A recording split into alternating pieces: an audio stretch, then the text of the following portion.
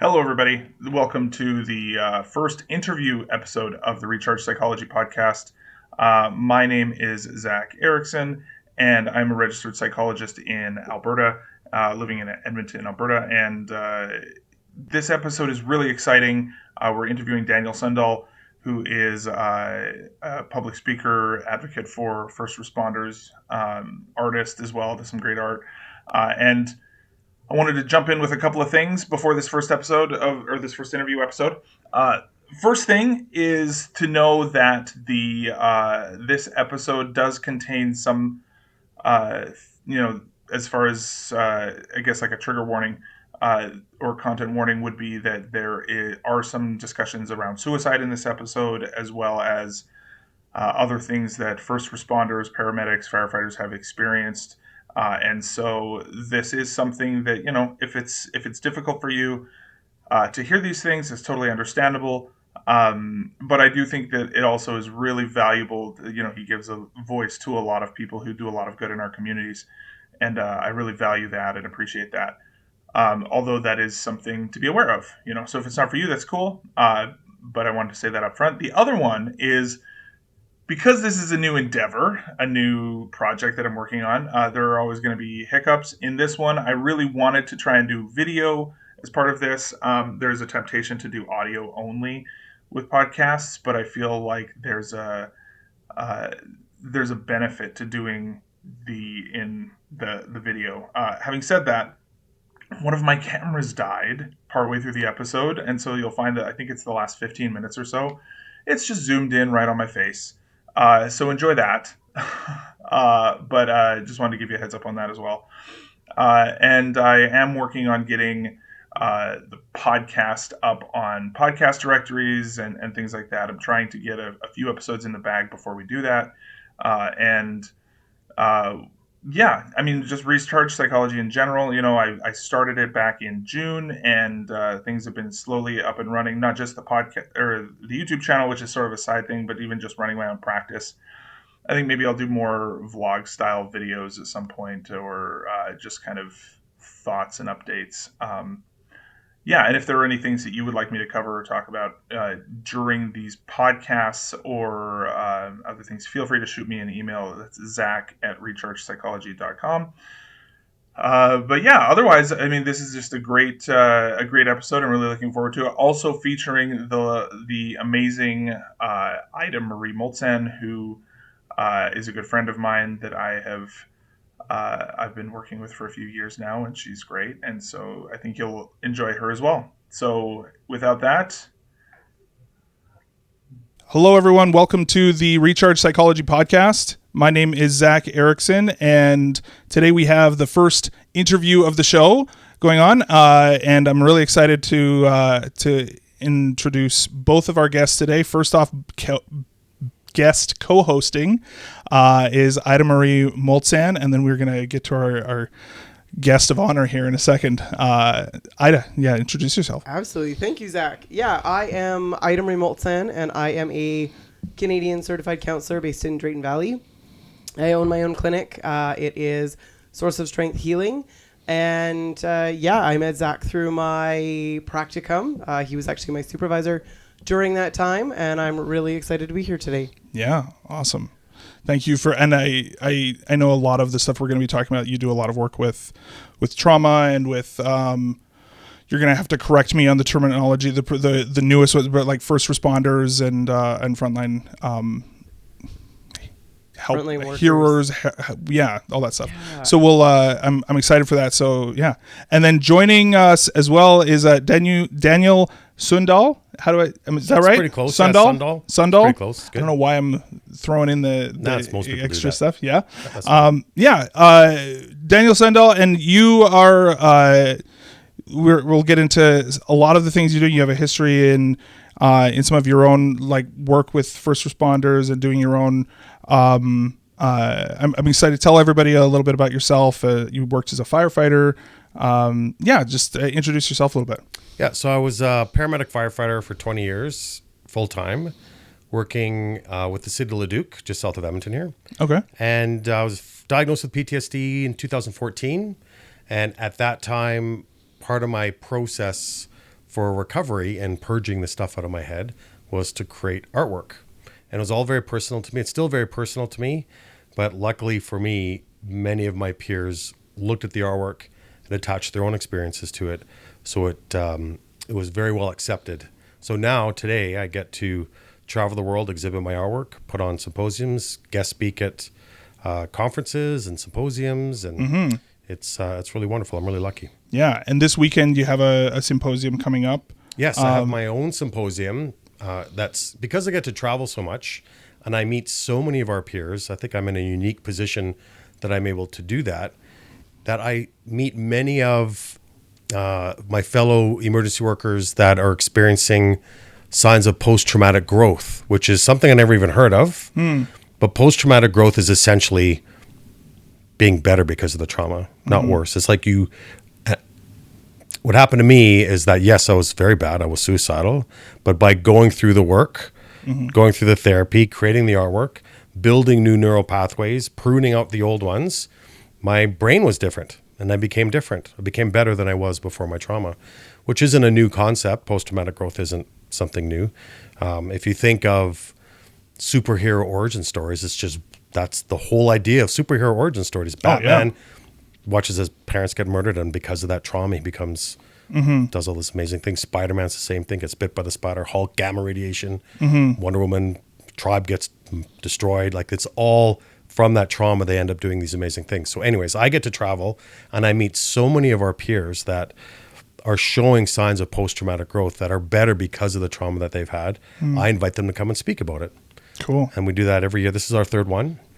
We took a little bit of a hiatus over COVID, like everybody did. Yeah, totally. But yeah, I have people come. They're going to talk about what happened to them, about the incident or the continuous incidences that happened to them, how it affected them, and because of that, how it actually made them better because of that experience. So I think it's a really powerful message. Yeah. Well, and it's such a big difference from what you usually hear from, like, oh yeah, no, this person has PTSD or they went through this, and the message that I think a lot of people end up receiving is like, and it messed them up for the rest of their life, right? Yeah. And like whereas like it sounds like yours is more of a message of like hope, and that like I guess what like that it's hope, and that like a lot of the people still end up having the PTSD and eventually come out of it. Is that sort of the experience? Yeah, I think like I'm not a believer of okay, well, if you become a paramedic, you're going to get PTSD and you're going to want to kill yourself. No, of course not. But that seems to be the message from a lot of people. Yeah, absolutely. That if you get into this work, well, it's going to affect you and you're really going to be messed up. I don't agree. I do agree with that. It's probably going to affect you like any other. Oh, absolutely. Anything else you do in life, some stuff when you do constantly is going to affect you. Of course, maybe more significantly in emergency services because of what we see. But in my case, and in many other cases, yes, it affected us negatively to the point of thoughts of suicide. But on the coming through that, my effect now is a positive way. Like that has now affected me in a positive way. Is how my current status is, and I think that's a powerful message for other people that are maybe in the depths of their trauma. Absolutely. And they can see their peers, and there's nothing special about us. There's nothing special about emergency workers or anybody suffering from trauma that is now experiencing post-traumatic growth. You don't have to have it's not a certain type of person that does that. I've met hundreds of people like that. So at my symposium, it's very emotional. Ida was there last time. It's very emotional because even the speakers go up there. They're emotional when they're talking about it. But it's very supportive. Everyone there is very supportive of everybody, including the speakers. And it's a really incredible, emotional, empowering, and healing event. I'm really looking forward to it. And the speakers I have this time they're so great.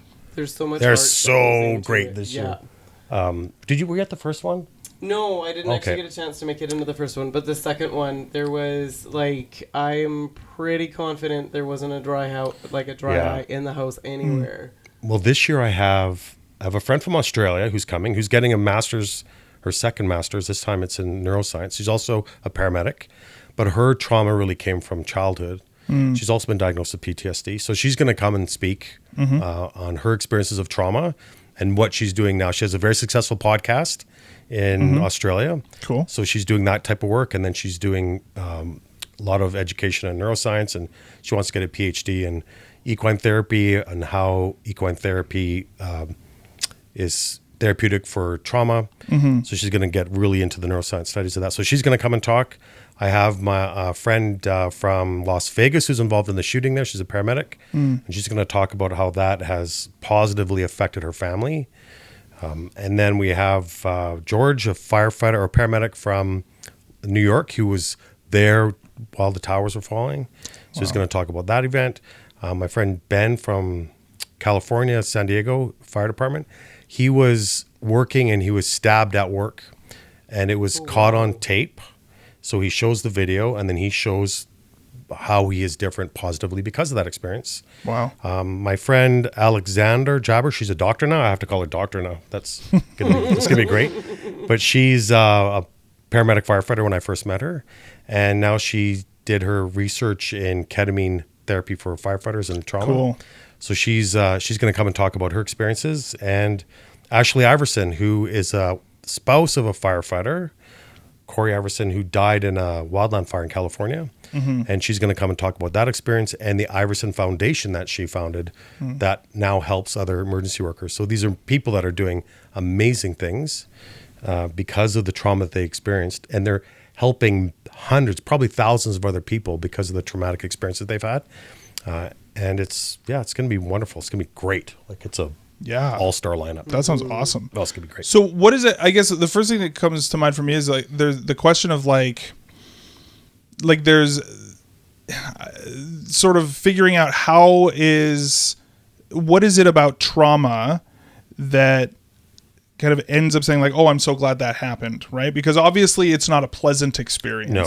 And so we're not talking about like, oh, this was a fun experience that I went through that like, and maybe not even necessarily, like on one hand, even that like, it's more complicated than just saying like, oh, I'm so glad that happened, right? Like when you say that, like even for yourself, like when you say things are better now than they were before, like dive into that a little bit for me. Like maybe here's a better example. I was speaking with a firefighter who was in an accident, lost both his legs. And what he does now is he helps other amputees that have tragically lost their limbs, and he helps them through that process. And he told me that if he can go back in time to where he wasn't losing his legs, he wouldn't do it. Because he gets so much fulfillment of value. He has such a strong sense of value and purpose now, helping these other people, that he really lacked before that happened, that he said he wouldn't do that. Yeah. Like, I'm not saying that's the norm, right? Yeah, totally. But for me personally, the traumatic experiences that I had, I wouldn't be creating the artwork that I do. And if I wasn't creating the artwork, I wouldn't be traveling the world and meeting so many people and helping many other people. My perspective wouldn't have changed the way it is now, which is a big part of my recovery and reaching past the resilience. We always want to, the goal is to get back to where we were, and how resilient are you to get back to where you were.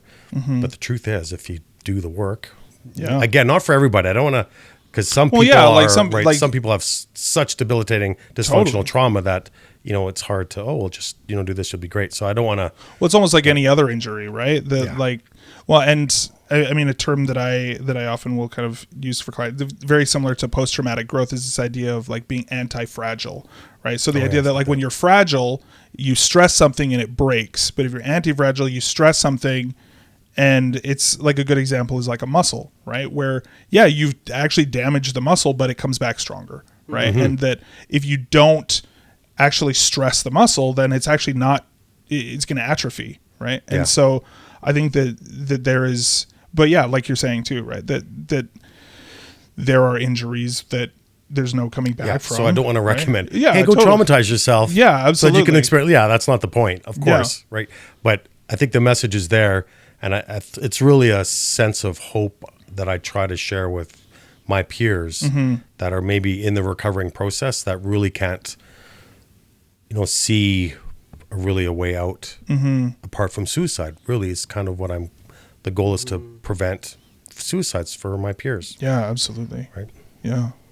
And a lot of it too, is it like you had mentioned where it's kind of that resiliency of coming back to where you were at? Is it more not necessarily coming back to like pre-accident or pre-trauma, but more taking that particular thing and almost like you had said, that post-traumatic growth, like growing from whatever that trauma was, experience, because in certain lines of work, especially in that first responder role, we're more likely to be put into those traumatic situations, or even reoccurring traumatic situations. Like most first responders will end up with like one trauma call into the next trauma call into the next trauma call.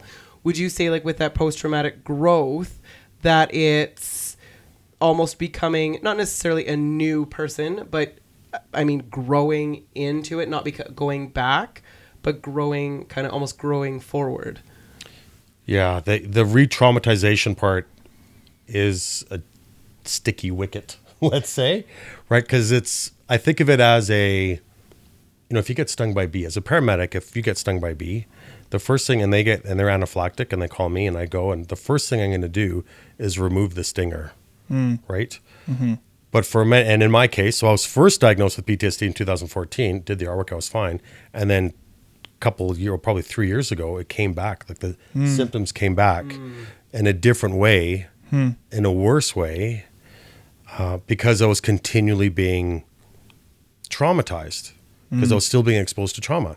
So even though I got better in 2014, I never removed the stinger, so to speak. Right. But, if you tell us, well, then just quit, like that is telling us that we can't be who we are. Yeah. Right. And then you think, okay, well, I can't. What am I going to do? I have a mortgage. There's a lot of things involved with that. So it's really difficult to broach that subject.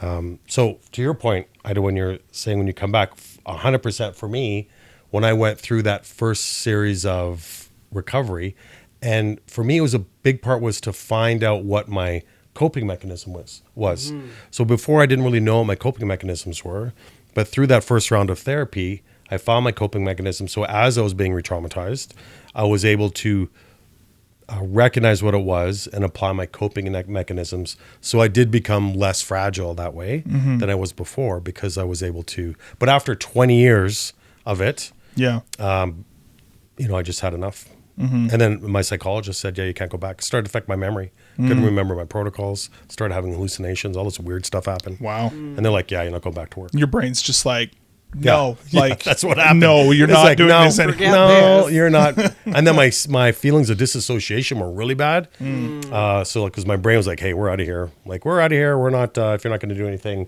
we're going to leave, which essentially was happening to me. So it really affected me more so than what happened in 2014. Yeah.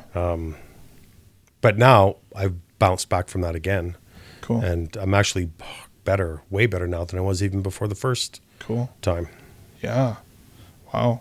What was that like? What do you feel like one of my favorite things to ask is like, if you could go back, if you had like a time machine to go back and talk to yourself, like when this first was all going down the first time, and just like sit down, like what do you feel like are the big lessons you've learned, or like things that you wish, not even necessarily you wish you would have learned, but that, to kind of get through all of that? Okay. Yeah. This is just my opinion. I'm just speaking on behalf of myself, right? Yeah, perfect. I'm not going to suggest anybody else do this. Mm-hmm. But if I could go back to 2014, when I was first diagnosed with PTSD, I would tell myself, quit and become a basket weaver. Not necessarily basket weaver, but I would have told myself, get out now. Like, get out now, do the work you can now, get the help that you need, but change careers. That's what I would tell myself, because from 2014 to 2018, as those symptoms really started to build up on each other, it really messed up my life. Wow. In many ways. Yeah. What do you feel like? I feel like I don't know if this is kind of speaking to this, but it kind of makes me think of a lot of people. It's almost like this repeated trauma that you're kind of talking about often can feel like, like slowly boiling a frog, where it's just a little bit at a time. And like people just sort of stay in it because it's like, oh, well, it's not so bad. And then eventually they realize, no, it is actually this bad. Yeah. Like, what is it you feel like? Is it that keeps people in? Is it like the sense of like macho-ness, for lack of a better term? I don't like, what is it that keeps people continuing to move forward, or to like try to force it? What was it like for you, maybe? Yeah. Well, I always thought that tomorrow would be a better day. I always thought, I didn't really understand. Initially, I didn't know that I had PTSD in the first place. I never had that one event that made me feel different after. So I never thought that I had it, because I didn't realize that a continuation of several stressors over a long period of time can also cause that trauma. But for me, I just thought that I'd feel better the next day. And then it didn't even dawn on me I didn't even consider changing my careers, because that's who I was. That was my identity. Yeah. Right? So I literally would have killed myself before leaving that job. And that's my brain, my traumatic brain saying that. Yeah. Right. And I almost did. So I would have, I just didn't want to feel anything more. I just didn't want to have any, I didn't want to die. I didn't want to, I thought I would kill myself and I'd be okay. Yeah. Is how much trauma changed my brain and how I was thinking. So I never really even thought about leaving or changing or becoming a therapist, which I'm doing now. Yeah. I never even considered it, because I'm a paramedic. That's what I do. Yeah. So I didn't have the capacity to really think of things that way. Yeah. Yeah. And knowing like, okay, well, like this is sort of the like, don't back down kind of thing. Is that like, No, or just you were just sort of stuck in like the more of just like a day. Yeah, Like, just like keep moving forward. Just keep bravery and Yeah. macho and like that had nothing to do with it for me. Interesting. Again, I'm not Yeah. going to speak on No, behalf that's- of everybody, but I think my symptoms were very similar to what other people were feeling. Feel like, but it was, I just thought that the next day I would feel better. So I just thought it would be all right. And I kind of recognized that this isn't how I wanted my life to be. And I never even thought to ask for help, because I didn't know that I was in trouble. Again, that's how it changed my brain chemistry, that I lost the capacity to even ask for help. Yeah. Did you find, like you had said, like it was, I didn't know to ask for help. Do you think that there's a lot of that stigma that tends to, especially in like the first responder or even in like the public safety realm, that there is still, even today, like we're in 2023, and do you find that there's still that stigma around like, you're reaching out for help, like what's going on? I think so. And that stigma is legit. But for me, it wasn't, that wasn't it for me. Like I didn't think. It sounds like in your case, like a clinical term for it is almost more of like a dissociative kind of like just disconnect from your emotions, kind of just like, just keep moving forward. Like, not that you're doing anything consciously, you're just more in like autopilot. Well, I didn't think there was anything wrong with me, because I had my solution. I'm going to kill myself. I'll be fine. Right. So I didn't think to even ask for help. So I never would reach out to my EAP program. I would never reach out to my CISM teams. I never felt that I needed to, because I thought, okay, well, no, I'm gonna be all right. I got my solution. I just don't want to feel anything more. I'm gonna kill myself, and then I'll be okay. So I never even thought to ask for help. Yeah. Right? So it really had nothing to do with stigma. I never had nothing to do with, worried about what people will think if I came forward. I didn't even have the capacity to consider. It just was that. not even on the wasn't even on the list, choose your own adventure. This was not one of the things to choose. Yeah. Yeah. Yeah, it's really, like when I think about it now, it's pretty scary. Yeah. Right? And when you think of all the suicides that continue to happen with the emergency workers, and where we think, we're so shocked and surprised because there's no signs, but there are signs. There are. If you look for them, there are definitely signs there. Yeah. And for me too, there were signs there.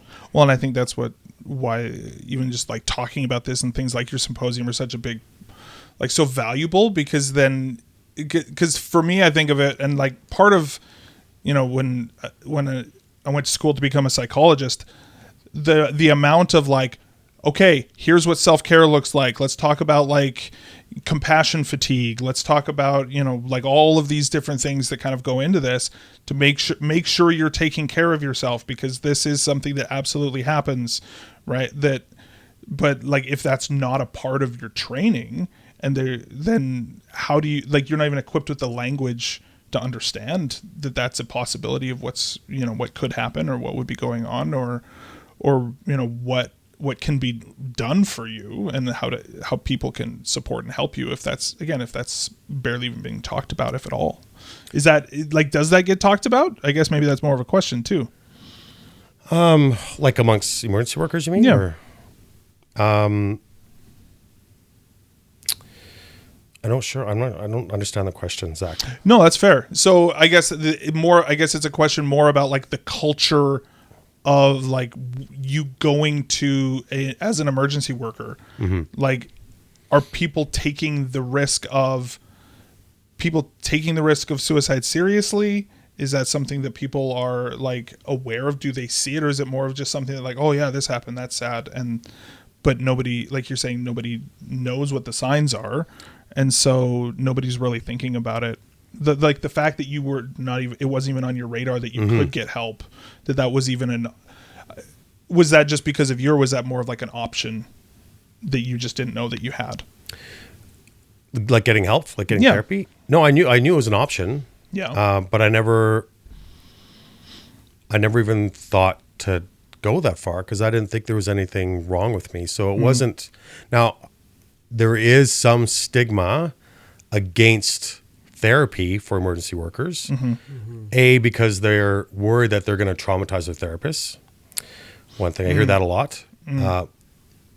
And if the therapist doesn't have experience working with emergency workers, then there's a lot of frustration in having to explain the lingo or like the shift schedules or understanding, you know, the type of work that we do. And the other thing that's frustrating, and I've heard this from several people and myself as well, you know, when you do the cognitive behavioral therapy, there's a lot of part from therapy to do that Socratic questioning against the cognitive distortion thinking, right? So if you were to tell a paramedic, say if a paramedic, this is in my situation. So my counselor, my psychologist, one of the big things I was really worried about, this is back in 2014, was I didn't want to see dead babies anymore. I didn't want to see dead kids anymore. Right? And that was causing it was dysfunctional for me, that worry. Yeah. Right. So like your brain starts expecting it every time. Yeah. Right. So he told me, well, what's the likelihood of that happening? And I'm like, very likely, right? Yeah, it's very likely. Totally gonna happen. Right. So, and I found that very frustrating. It's like, well, yeah, no, I'm not, this is a legitimate fear. Yeah. So it's not, so when we're not, the fears that we have and the things that can happen to us aren't validated, well, then that's very frustrating. Yeah. Now, don't get me wrong, my psychologist was great, because then what he did from there was that he was trying to handle the dysfunction from that fear. Right. So, okay, well, then he worked with, okay, when you do have that happen, how are you going to manage it, right? So then we went there, which was great. Yeah. But he started that way, which what I'm learning is how we're supposed to do it, right? Yeah. So that, like when I'm a counselor, I will never use that approach with my peers. I will never assume that their fears aren't validated. Yeah. And probably go right to, and some of the books I've read, they're even saying don't use Socratic questioning with people suffering from trauma. Or you have to do it a specific way where, you know, because if you invalidate those fears that may be valid for them, then maybe they're not. Now, if you're scared that, you know, you're going to get eaten by a rabbit, right? Well, then sure. Right. Maybe it's okay. Like, hey, really? Like, is that going to, but yeah, when paramedics or first responders are worried that they're going to die at work, or they're worried about they're not going to do the right job and it's going to cost someone their life, or they're worried of how it's going to, seeing trauma that they don't want to see anymore, then those are legitimate fears. And sometimes therapists don't understand that those are valid and legitimate fears. It's more a matter of when the next thing is going to happen rather than if it's ever going to happen. Yeah, that's right. Yeah, absolutely. What would you suggest? So, like with your peers, kind of working in that, what are some of the things that you would suggest to psychologists or counselors that, like you had mentioned, with the Socratic questioning, it's maybe not the most ideal. What are some of the other things, like even to help them understand shift work and some of the lingo and anything else like that? Like I'm fortunate, like I come from a very unique situation, is that I was a firefighter for 10 years, like a volunteer on-call firefighter in Drayton Valley, as well as I worked with the military for 4 years. So like I understand a lot of the lingo and kind of how a lot of the certain things and working around with those schedules, but not everybody. I mean, and it's maybe not feasible for everybody to go, hey, go do this first and then become a psychologist. Yeah, that's a horrible way to do it. Yeah. If you want to become a trauma therapist, don't become a paramedic for 20 years first. Yeah, that's probably not a good pathway. And don't get me wrong, I'm not saying Socratic questioning is wrong. Like it just has to be done at a specific time. Like totally. to manage the dysfunctional fear of that event happening, then great. Socratic questioning is perfect for that. But to actually question the possibility of that event happening again, like, so it just has to be right. Absolutely. You know what I mean? So yeah, don't get me wrong. I don't want people to think, oh, Daniel's and I think that question, right? Yeah, absolutely. And it's like if you are going to implement it, like a good healthy dose of couching it in, like, I genuinely don't know the answer to this question, so like we could go down both roads on this, and just being aware of it at the very least. And it might be different if you go back to the analogy of the bee stinger. Like, let's say the stinger's removed, so maybe now you're doing therapy on a paramedic that isn't being re-traumatized, that isn't working on the ambulance anymore, and they're still suffering from their trauma. And then maybe in that case, I'm worried that I'm going to see dead kids. Now, if you're not working on the ambulance anymore, well, then maybe that could be appropriate, right? Yeah. So it's really depends on the situation, really. But yeah, I think the big thing for psychologists and therapists working with emergency workers is really, I guess it's getting to know I know there's programs you can take if you like, separate courses you could take if you want to work with emergency workers, where they kind of teach the lingo and they kind of teach you some of that stuff. And I think the more experience that you have working with emergency workers, the better you're going to get, of course. But really the goal would be, and we're talking about therapeutic alliances, to make that connection with an emergency worker, they need to trust you. That's the big thing. Because right away, you're not one of us, right? And that's really hard to get that trust if you're not one of us. Yeah. So I guess that therapeutic alliance, building that, and getting that trust with them, that's the big part. And again, I think that would be depending on each individual of how it is. But and it doesn't necessarily mean that you need to know the lingo and you need to become one of us. It's just establishing that trust with that emergency worker. Well, at the very least, I imagine that it's almost similar to working any kind of like being like culturally aware too, right? Like working with somebody from any different culture, like treating it like a different culture, which it totally absolutely is, right? And just being straightforward of like, hey, there are going to be parts of this that I have no idea of, like how this is. I'll try and keep up as quickly as possible. I'm going to go home and I'm going to maybe watch a few YouTube videos myself or whatever, right? Do some of my own research, do some of those trainings. Or if you have a friend, a fellow therapist that used to be a police officer, a paramedic, firefighter. Absolutely. Because there's more and more of us coming up. Yeah. Consult with them. With the client that you have. Absolutely. And that's okay to do. Was there anything for you that I was like that was either, I guess this is a two-part question, anything that was like really meaningful, that was really helpful during that journey for you, as well as was there anything that, like, either through stories that you've heard of, like, oh, okay, but like whatever you do, like, please don't ever say this or do, that kind of thing. Okay, so as a patient, as a client, going through therapy, the psychotherapy made a lot of sense to me as a paramedic, because paramedics are all, okay, well, this is the medication we use. Why do we use it? Well, because it does this, but why does it do this? So we're always want to know the mechanism of action, because then it makes sense to us. So we have that kind of, and I think most of us are like that. So if we have, I think it would make sense if the modality was explained to us. Like, look, we're going to use CBT, let's say, because your thoughts are going to determine your emotions, and then your emotions are going to determine your behaviors. And if you can interject with that using your frontal cortex, blah, blah, blah, blah, blah, that I think, again, depend on what level they are, where they are as far as the trauma goes. But for me, that made a lot of sense, right? I had someone doing Gestalt therapy. I mean, I hated it. Yeah. But I didn't recognize it until I started learning about Gestalt therapy, where they were all, like every movement that I made, they were calling me out on it. Yeah. Right. They're like, oh, I see you're tapping your toe. What's wrong? I'm like, oh my God, you're freaking me out. And you're like, why are you asking? Yeah, why me do you that, care right? about that? Right? Which I think is, I mean, that's such an important thing in general, I think, as a therapist is, and I think part of this is for me, I actually, before I got into counseling psychology, I did a master's in neuroscience. And so I was like, very hard science is like a foundation that I built all my counseling stuff on top of.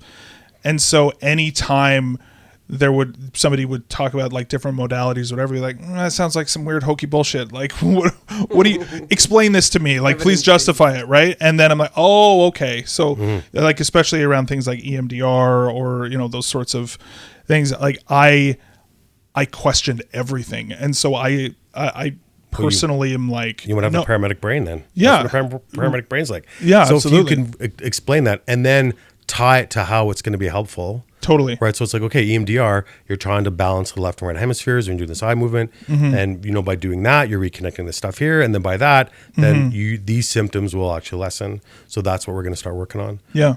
So for me. And then all of a sudden the defense is just. Yeah. Oh, right. Okay. Well, that makes way more sense. Right, Let's that do makes it. sense to Like, me. So for it me, seems a little weird, but okay, sure. For me, that was really helpful. Yeah. Right. Or if I was having symptoms that I thought were really unique to me, and then my psychologist says, okay, well, here is a research graph done based on what you are specifically describing. I'm like, oh, well, if there's been a research paper done on what I'm describing, then maybe what I'm feeling isn't so weird and unique to me. Yeah. And great. Well, what did the research say? So, okay, well, that was really, so and not only that, but then look at this other research study that also showed this thing that we're about to do helped those people as well. Yeah. Right? So the psychoeducation for me and my paramedic brain was super helpful because then it made sense to me of why things were happening the way they were happening. Cool. While still having those symptoms too. But then it made sense to me. Right on. Yeah. Cool. Do you have anything to add to that? You've got a little bit of your own past of this? I think even very similar to that is why? Why does it work? Why does it do the way, or like, why does it do the things that it does to make it push it go forward? A lot of my stuff, if I don't understand it, the why behind it, then it totally does take kind of almost like you had said that hoagie, behind it. Like, is this actually supposed to work, and how is it supposed to work? Why does it do? And how do I even know if it's working? Right? Yeah. Exactly. And even some of that for myself, like I originally had started, I think this was when EMDR was like first coming out or like first starting to be recognized. And for me, I think my brain was almost in like an overload because the psychologist that I had at the time was like, here, we're going to tap your hands or tap your legs. We're going to follow your eyes. We're going to listen to some ticking. And it was, my brain just went, and that was pretty well where it was at. I'm like, this isn't working. Like, this is. But if they don't explain the like why am I doing this? Like, this doesn't. And this again is my own opinion, but I think if the process isn't explained, totally. Then, but for some people it might be totally fine, right? It might I trust you. You're the professional. I'm here to see that which is great. Another big thing for me was really evaluating and defining the values that I had. Because once she did this whole exercise, this value exercise with me where, okay, well, I had to come down to my top 10 values and then put action words to them. And so it really made okay, these are my core values. I thought I knew, but no, these are my actual core values. And then she's like, okay, when you were traumatized, let's use your core values of how how it affected your core values. And then I'm like, yeah, when this happened, this really affected that core value, and then it made sense to me. And then I also realized that some of my core values were kind of messed up. Right? Then I realized, hey, yeah, that is a core value of mine, and that's with identity and a lot of other things. So that was a big part of my recovery too.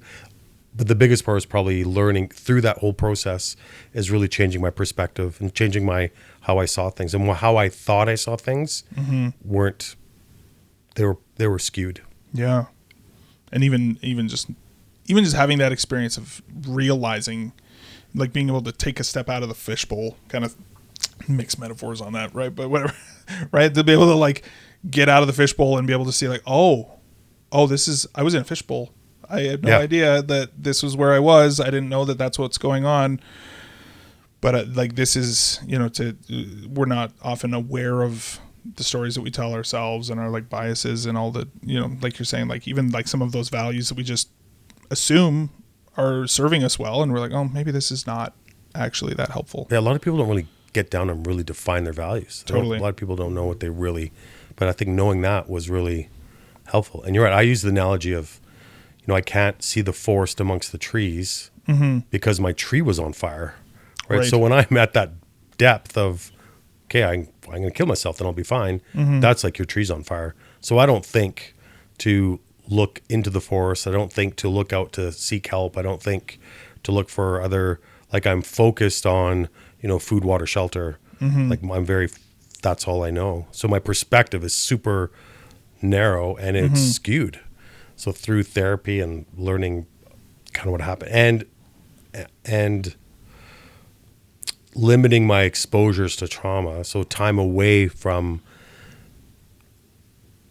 God, we could have a whole other podcast on the causes of trauma, because I don't, the trauma a lot of the trauma I had wasn't from on the ambulance, right? So you just being away from that environment was very helpful for me, which gave me the time to really explore my perceptions and my perspectives. And really understand what my values were and what I actually needed to be better, and then to recognize what had happened to me. So those things for me were really helpful. For me, I'm not saying for everybody else. Yeah. I don't know how many times I should say that, but it totally saved my life, really, and my artwork saved my life. Well, yeah, and I guess one other question one other topic I wanted to cover was actually around your artwork. So, like, what was it about? Because I'll even like throw some stuff on the video version. We'll put some links in the like descriptions, show notes, all that stuff. But like, what was it about art for you? Like, what was it about that was so, like, it sounds like it was a really big part of your healing, and it was, and and it really didn't make sense to me at the time. But my psychologist at the time said he knew that I was doing artwork, well, kind of photography, pictures of my dogs and landscapes, and he said, Dan, why don't you use your artwork to kind of purge these things in your head? And I'm like, no, that's a horrible idea. Like, I don't want to think about this stuff. I want, like, give me a pill so I can forget about it, go back to work. Yeah. And he's like, no, Dan, that's not how it works. Like, you need to step into it. I'm like, that sounds horrible. Yeah. He's like, yeah, well, sometimes it might be. And he was right. It was horrible in the most amazing way. So I would stage the picture. I'd have the idea, this complex idea or this complex construct thing that was happening in my brain that was invading my consciousness uninvited, I describe it. And I think about it, and then an image pops into my head of how I can kind of best describe that emotion or feeling. Like depict it. Yeah. And then I stage it with my coworkers and my friends. I photograph it, and then I digitally draw and paint on top of that photograph. And what I'm learning is I'm actually reconsolidating those memories is what I'm doing while doing that. Because I'm thinking about that call. So I'm thinking about the call, but at the same time, I'm activating a super creative part of my brain at the same time. And I'm kind of putting the memory on this controllable 2-dimensional picture that I'm creating. And then when I'm done, then that's how I remember that event. Yeah. So I'm able to have that I'm able to have that memory, but without the emotional response to it. Because I've trapped it into this 2-dimensional picture. Yeah. So yeah, that was super helpful for me. It was very emotional. Like it wasn't super easy to do, but it was very cathartic, and I was able to purge these. And then when that happened, I wouldn't have these invasive thoughts about that event. I wouldn't have all these things that I felt were out of my control would happen. So yeah, it was incredible. He was totally right. Yeah, that's, well, and I kind of describe, it sounds like almost like a form of,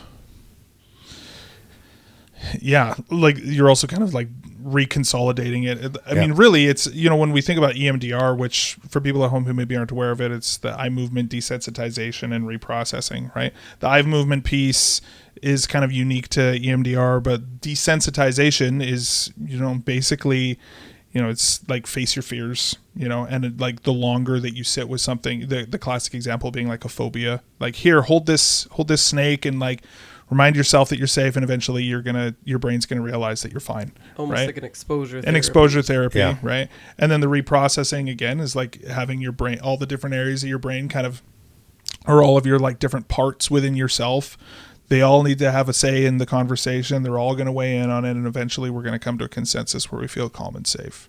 And so it sounds like that's like just sitting and doing that is just sort of a process. It's not even necessarily a cognitive process. It's like it's deeper than that, it sounds like.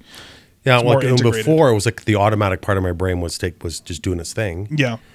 But I kind of was able to step in there and because it takes about a week to do each one of those pictures.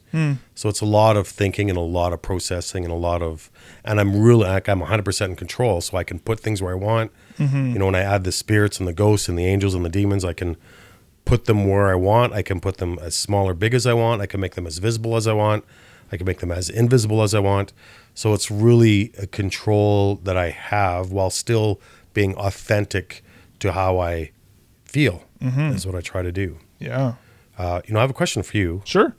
And I to you as well. So people, when I share, because I exhibit my artwork all around the world, and I do my own presentation on post-traumatic growth. And at the beginning of my session, I do a disclaimer because I don't censor my artwork. Because just for the process we talked about, if I did, it wouldn't be therapeutic to me. Totally. Yeah. Right?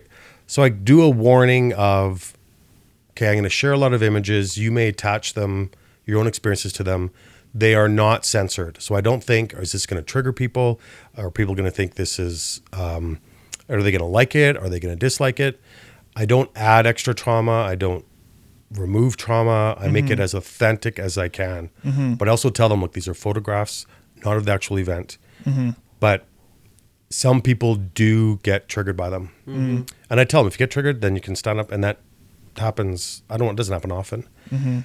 But I've asked a few psychologists and therapists about this, but I want to hear your answer before I tell you what they say. Sure.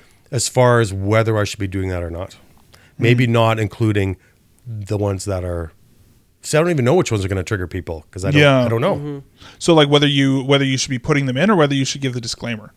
No, I do the disclaimer for sure. Okay. 100% I do The disclaimer's a good idea. The disclaimer is 100%. And even like for my conference next weekend or this weekend, we're going to have people there that are going to be watching for that. And I'm going to use that, even though I'm not talking, I'm not sure what these other speakers are going to be showing or saying, but we do have that there. And I'm going to have all the therapists there that are going to be standing up, and they're going to be watching for people leaving the room so that they get help there. Yeah. But I'm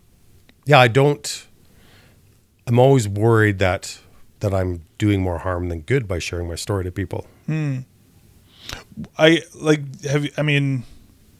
interesting because I can see both sides of it, but I feel like I don't know if your like take on this is similar, but like my thinking is that there's sort of a level of, I think that there's a certain level of like, if we want to say like triggered, right? That like it maybe actually is not necessarily, it's uncomfortable, but maybe not necessarily a bad thing, right? Because I think that the alternative often is like, oh, well, like our society in general is so, we've become so protected. And like isolated ourselves from any bad thing that ever happens or violence or death, things like that then we can't deal with things that actually, like, it's uncomfortable because that also it also means it's meaningful, right? And so for me at least, I think that I think that maybe there's, I don't know, sort of like on like a how gory is it kind of thing or something like that, right? That maybe there's like the 9s and 10s out of 10s that maybe you don't throw up there. But it's not even the gory stuff. Like it's not even necessarily fair enough. Like it's not even the gory ones. It's the situation of it. Oh, right. Okay. So sometimes you'll look at like, it's just This is what the other psychologist told me, and it was very similar to what you said. So they said that, Daniel, it's not really about the artwork. Yeah. It's their own experience. Absolutely. Right? So I it's would their agree own with that. experience and not so much the artwork. Because I'll show one picture up, and no one gets triggered, and no one thinks it's totally fine, but one person will walk out of the room. Right? And so he says they said, similar to what you said, it's almost helpful for them if they can, I want to word this correctly, that it's brought to the surface in some way, and as long as it's not recognizing it. It's like putting a hot compress on like an abscess or something, Yeah. right? Like on a Totally. boil that like brings it to the surface and like, yeah, but like, dude, that thing's got to drain. You got to clean it Yeah. out. Well, Like, yeah. You look at a lot of like TV shows nowadays, right? They go to the commercial break and they come back and they'll say, "Hey, there are some, disturbing scenes that will be coming up. Viewer discretion is advised." They can't tell you, "Hey, the XYZ is going to be coming up." They just know that there is the potential that somebody may find this either offensive or triggering. And I've actually watched some of your artwork, like on Facebook, and you put the trigger warning going, "Hey, this is intense. P.S. It is staged. It is not the real event." And sometimes there are people that come in, "Well, that's extremely triggering. Well, I found this triggering." And the way that I see it is very much exactly what was expressed. Take a look at that within yourself and looking at that picture or that image and going, okay, if that's triggering, maybe I need help. Yeah. In that sense, rather than like blaming you, the artist, for showing it, it's bringing to that surface. Emotions suck. They're uncomfortable. They're gross. They're just ew. But it's recognizing them. And even sometimes we may not even realize that something like this has been bothering us until we see that still image and go, "Oh man, this is bothering me. Why?" Yeah. And I think the other thing too that I would add to that is that I think even somebody leaving, right? Like, I guess I'm curious if you are seeing that in like the story you tell yourself about it. Maybe they're just going pee. Maybe they just have to go pee at that moment. And not only that, but like I think that it also is sort of it's also a positive thing too, to have them be like, "Oh, I thought I was going to be okay with this, and I'm surprised by this, but I'm actually going to, like, this is an act of like self-compassion. I'm going to go and I'm going to just find myself a place to process this." Like, that doesn't necessarily mean that like every person who gets up is like, "Oh, screw this guy. What the hell?" Right. Like, and they're like mad about it. Like, that might still be something, like, they're there to feel through that and to heal that. And even if it is uncomfortable, that is like that. Yeah. And they choose to walk out. That's not necessarily a bad thing either. No. Right. Yeah. So.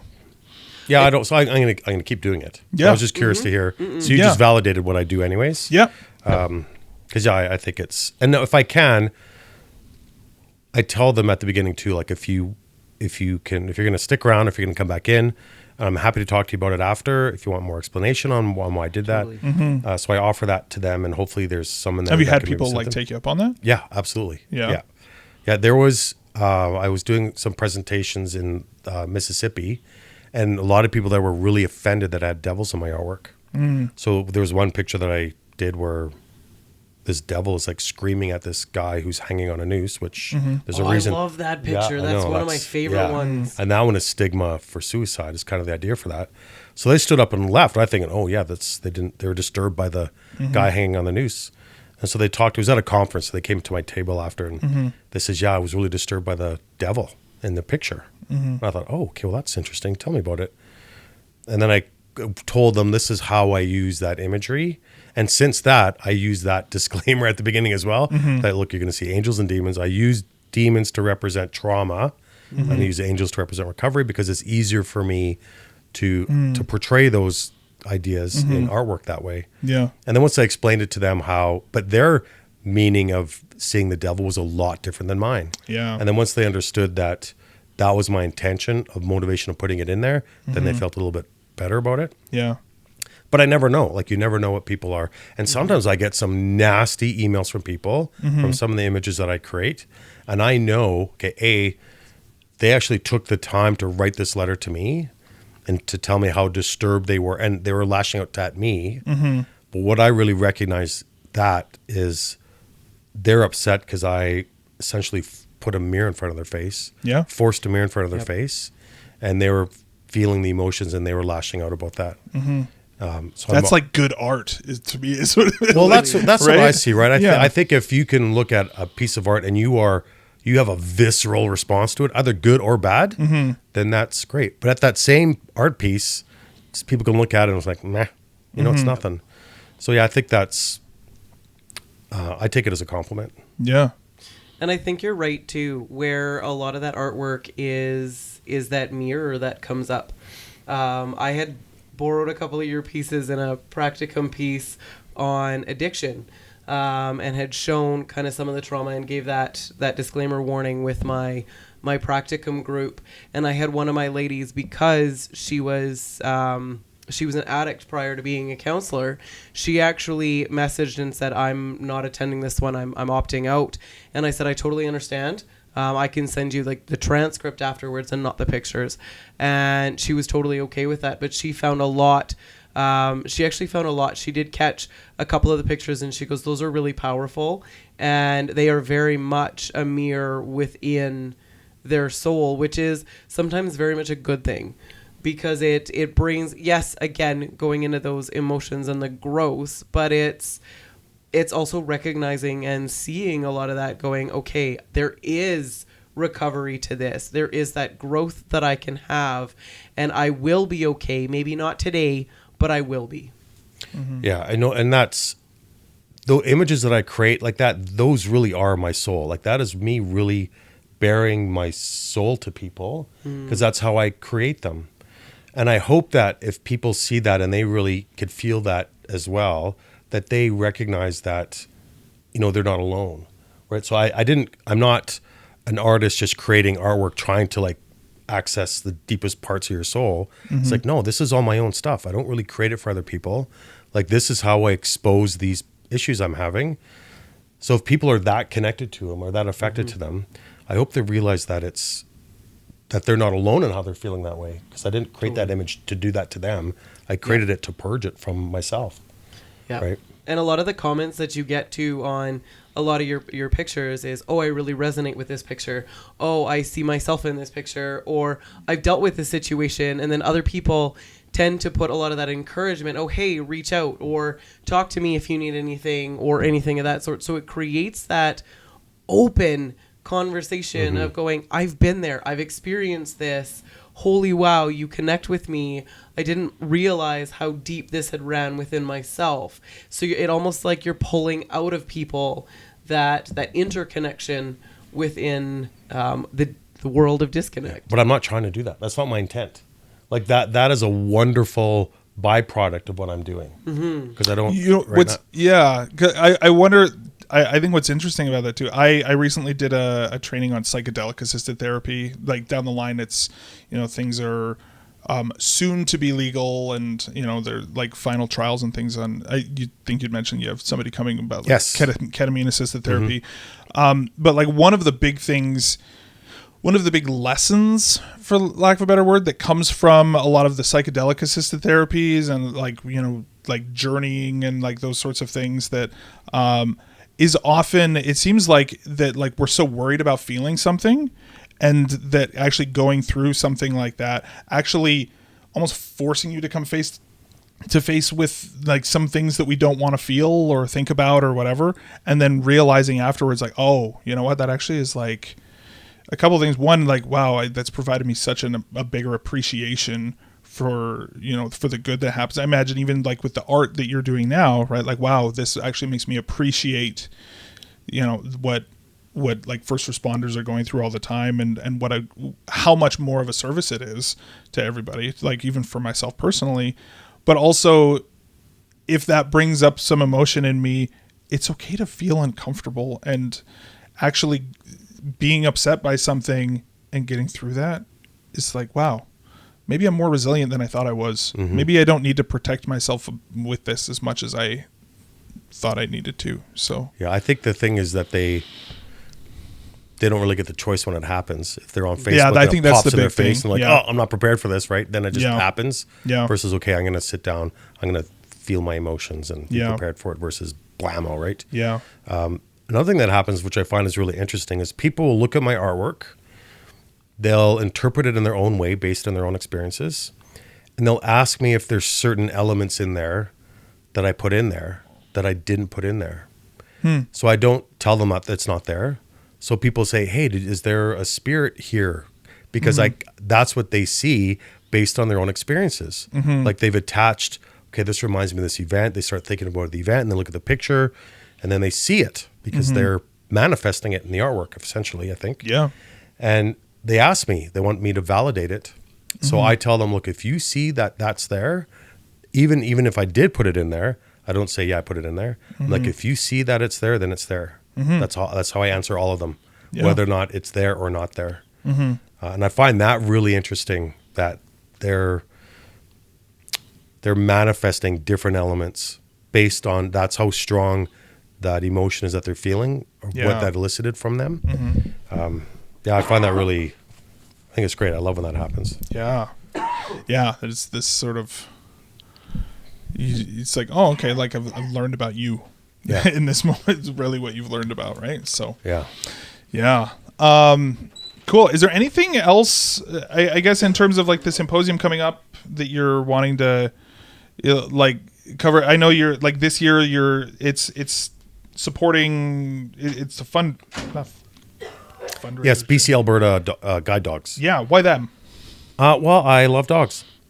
Good enough reason. I love dogs, and they like, it's a lot of money and a lot of work to actually train a dog to that level, and they are helping a lot of people. Like they will help people that really need them. So I love dogs, and I thought that was a good thing. And I usually ask friends, I'm like, hey, who do you think who's going to get the money this year? And a couple of people came back with that. One thing I do I'm going to announce this weekend, which I guess this is going to be aired after the symposium, so I think it's safe to say now. But I actually formed a nonprofit foundation, and we've applied for charitable status, or it is nonprofit, so we're a registered nonprofit. It's the Recovery and Resiliency Foundation. Cool. And this time on, so next year, we're going to be running this symposium through that foundation. Awesome. And the mandates, we have 3 mandates for our foundation. One is to help people find the modality that works best for them, not just the talk therapy part, but talk therapy in conjunction with, for me it was artwork, or maybe it's yoga, maybe it's equine therapy, maybe it's camping, being in nature, maybe it's a lot of and sometimes it's hard to find out what that is. Yeah. So we're going to work with people that are, okay, I need help and I have no idea what to do or what's going to help me or where we're going to find it. So we're going to help them do that. Because for me, I had no idea what to do. I didn't know where to go. Once I realized I was diagnosed with PTSD, I'm like, okay, you're not going to work anymore. I'm like, God, what do I do? I had no idea what to do. Yeah. I wasn't getting a lot of help. So we're going to do that. That's one thing. Cool. The next thing we're going to do is we're going to pay for that therapy for them if they don't have the resources to do that. So we're going to pay for their yoga class. We'll pay for their talk therapy. We'll talk for their psychologist or their counseling if they don't have the resources to do that, the benefits. But then we'll also pay for, if they turn out that yoga is going to be good, or econ therapy, or woodworking, or metalwork, or whatever that other method that's going to complement the talk therapy. We're going to pay for that. We're going to find it. And we're going to pay for it. And I'm going to utilize all the resources that I have, all the networking people that I know, and all the things that I've learned through my travels. And then the third thing we're going to do is we're going to put on events like the symposium for education. So I'm really excited about that. So we're going to announce that. I'm going to announce it at the symposium this weekend. That's awesome. That'll be the Recovery and Resiliency Foundation. That's really cool. An R&R Foundation. Yeah, that's great. You missed the cool announcement, Ida. Yeah, big announcement. Yeah. I waited for you to be gone. Yeah. I waited for you to be gone. Yeah, you have to wait till the symposium. I had to cough.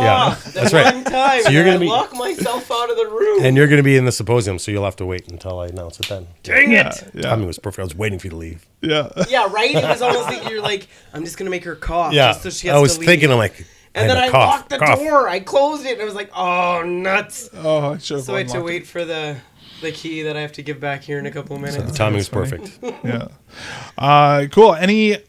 No, that's great. That's really cool. And I actually was, Ida, when was it? A couple months ago? You're like, hey, you should go to this symposium. And I was like, looked at my schedule, looked Yes, at my I wife's did. schedule, looked at everything. I'm like, it's not going to work this year, but I need to. But Zach, I do want to say thank you. You are a sponsor of my symposium. Yeah, absolutely. You kept that quiet, but yes, I'm Yeah. going to shout it out. Cool. That thank you so much for being a sponsor for my symposium. Yeah, It's a absolutely. big help.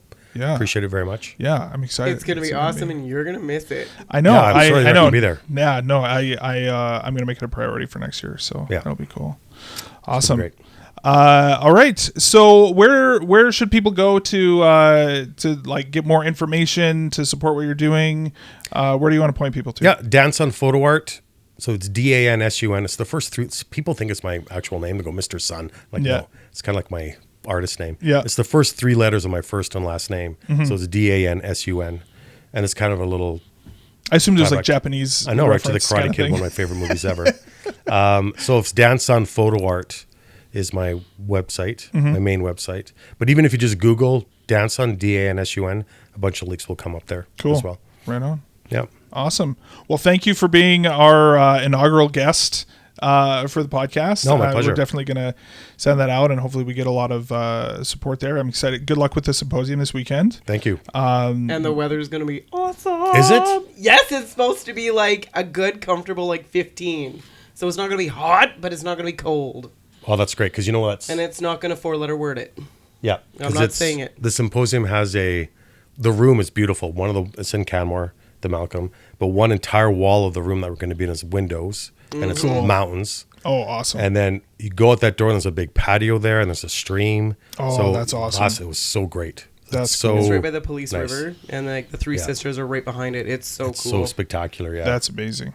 That's very cool. beautiful. Awesome. Very therapeutic. Like Right. It's a perfect room. Oh, Totally yeah. is. Yeah, it was Yeah. the same one as Yeah. as the second symposium. Yeah. And it's just beautiful. Cool. Yeah, it's fantastic. Awesome. All right, and Ida, thank you for being a guest. Yeah, thank you for having me. Yeah, where can people find stuff to, like, if people either want to contact you about, you do therapy as well, right? You're a Totally. Canadian I'm a trauma certified- counselor. Well, I guess actually, speaking of emergency responders, my main focus is on military, first responders, domestic violence, and sexual assault. So I work with kind of all the big T traumas, as they call them. Mm-hmm. And you can actually find me. I don't have a website up and running yet, but you can find me on Facebook and on Instagram with Source of Strength Healing on Facebook, or SOS Therapy DV, and that's on Instagram.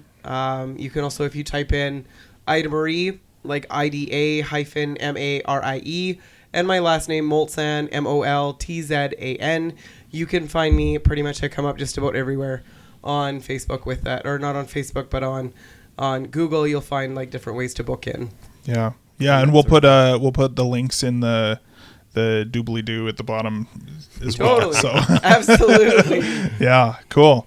All right, well, thank you, both of you, and we will see you guys next time. Great. Thanks, Zach. Yeah. Look forward to being here again. Yeah.